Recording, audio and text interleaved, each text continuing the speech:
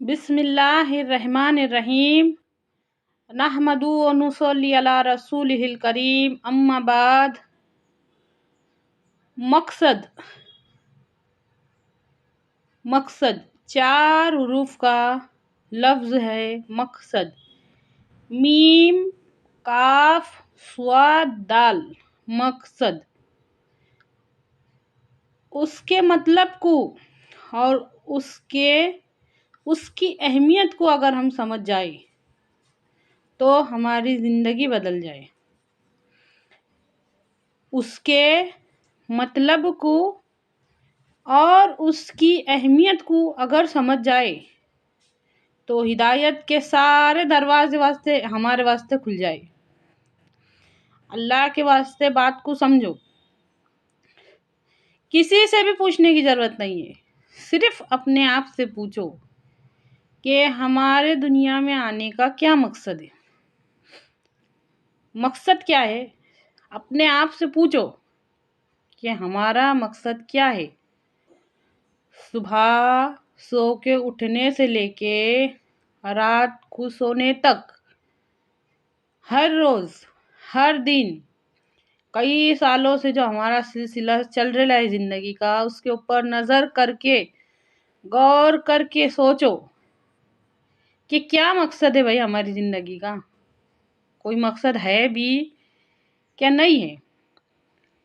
4 حروف کا جو لفظ ہے، صرف اور صرف 4 حروف کا، اس میں غور کرو۔ اور مقصد کے الٹ ایک زندگی رہتی بے مقصد۔ ہم کیسے بے مقصد زندگی گزار رہے ہیں؟ اے اللہ، کہنے سننے سے زیادہ ان باتوں پر غور و فکر کرنے کی اور اس پہ عمل کرنے کی توفیق عطا فرما۔ 3 باتیں، ایک سمجھ، دوسرا ارادہ اور تیسرا اختیار۔ یہ 3 باتوں کو اگر مقصد سے اٹیچ کر ڈالے، نمبر 1 سمجھ، ارادہ اور اختیار، ان تینوں باتوں کو اگر ہم نے مقصد سے اٹیچ کر ڈالے تو ہماری زندگی بن جائے۔ قرآن پاک میں اللہ تعالیٰ ارشاد فرماتے ہیں، مقصد کے بارے میں آیت ہے، اچھی طرح سے سمجھو اس بات۔ سورہ ملک میں، ہم ہی نے موت اور زندگی بنائی تاکہ تم کو آزمائے کہ کون کس سے بہتر عمل کر کے آتا ہے۔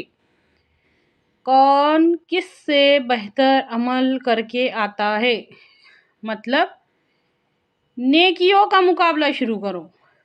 یہ مقصد ہے زندگی کا کہ نیکیوں کا مقابلہ شروع کرو۔ ہم نے تو دوسرا مقابلہ شروع کر ڈالے۔ ہماری زندگی کا تو مقصد یوں کہنا چاہیے کہ کون کس سے بدتر عمل کر کے آتا ہے، کون کس سے زیادہ کما کے لاتا ہے، کون کس سے زیادہ اچھا پہن کے اچھا کھا کے آتا ہے۔ مطلب کیا، سوچ کے دیکھو نا، سوچ کے دیکھو۔ ان 3 چیزوں کو، سمجھ کو، ارادے کو اور اختیار کو مقصد پہ فٹ کر کے دیکھو، کیا مقصد ہے۔ ہمارے نبی صلی اللہ علیہ وسلم کی پوری زندگی، آپ صلی اللہ علیہ وسلم کو نبوت ملنے سے لے کے آپ صلی اللہ علیہ وسلم کے دنیا سے رخصت ہونے تک، مقصد کیسے پورا کرنا ہے، زندگی کیسے گزارنی ہے اور مقصد کیسے پورا کرنا ہے، یہ بتانے میں گزر گئی۔ یہ بتا کے گئے۔ صحابہ رضی اللہ عنہ کا مطلب ہوتا ہے جن سے اللہ راضی ہو گیا اور وہ اللہ سے راضی ہو گئے۔ ان کی پوری زندگی مقصد کیسے گزارنا ہے، کہ مقصد کیا ہوتا ہے اور مقصد کو کیسے پورا کیا جاتا ہے، مقصد کے واسطے تن من دھن لگایا کیسے جاتا ہے، یہ بتانے میں گزر گئی۔ हमने कभी, हमारे पास इतना वक्त ही नहीं है कि हम कभी उनकी ज़िंदगियों को खोल के देखें। हम तो हमारी बेमकसद ज़िंदगी में इतने खुश है कि चाहे कल हम कल हम जहन्नुम में क्यों नहीं चले जाते, नहीं, पर हम तो ऐसे ही जिएंगे। अल्लाह के वास्ते सोच के देखो, इरादे पे गौर करके देखो। समझ, इरादा और इख्तियार, ये 3 बातों के ऊपर गौर करके देखो। अगर कोई डॉक्टर बनता तो इरादा करके ज बनता ना, अगर कोई वकील बनता तो इरादा करके बनता ना, अगर कोई भी पेशा इख्तियार करता इंसान तो वो इरादा करके ज करता। उसमें से पूरा पूरा के पूरा मत लगाओ दिन के वास्ते, कम से कम आधा तो लगाओ, कम से कम थोड़ा तो लगाओ। हाँ, दुनिया में रहने के दुनिया के असबाब भी ज़रूरी है, तो क्या ये बिल्कुल भी ज़रूरी नहीं है? हमारे इरादे को थोड़ा सा तो अल्लाह के वास्ते लगाना चाहिए कि नहीं? अल्लाह के वास्ते सोच के देखो। समझ, इरादा और इख्तियार,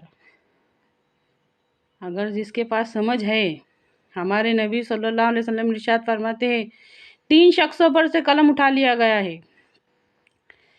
3 शख्सों पर से कलम उठा लिया गया है। वीडियो बहुत लंबी हो रही, अल्लाह के वास्ते एंड तक देखिए उसको। नंबर 1, सोया हुआ जब तक कि जाग ना जाए। नंबर 2, नाबालिग बच्चा या बच्ची जब तक कि वो बुलुगत को ना पहुंच जाए। नंबर 3, पागल या मजनून इंसान जब तक कि उसको अकल ना आ जाए, होश ना आ जाए। ये तीनों के तीनों ना समझ है। सोच के देखो कि उनको पूरी समझ नहीं है। समझ, इरादा और इख्तियार, ये तीनों जिसके भी पास है ना, अल्लाह के वास्ते आप मकसद में लगाओ, मकसद में लगाओ, ताकि हमको अल्लाह के सामने रुसवा ना होना पड़े, रुसवा ना होना पड़े। ए अल्लाह कहने सुनने से ज़्यादा अमल की तौफीक दे, आमीन।